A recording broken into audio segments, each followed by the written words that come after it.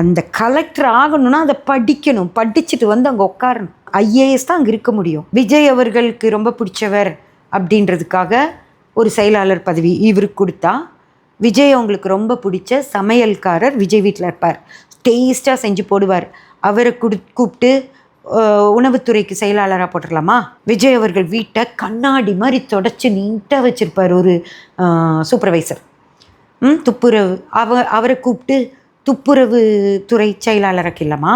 விஜயோட ஃப்ரெண்டு இருக்கார் திரு சஞ்சீவி அவர்கள், திருமதி செல்வம் ஹீரோ, நம்ம எல்லாத்துக்கும் நல்லா தெரியும். அவர் விஜயோடைய நெருங்கிய நீண்ட கால உண்மையான, அவர் நல்லா இருக்கணும்னு அன்னைக்கு ஸ்டேடியமில் அழுகிறார். விஜய் அவர்கள் அந்த முதலமைச்சர் உரை நிகழ்த்தும் போது அவர் அலறார்.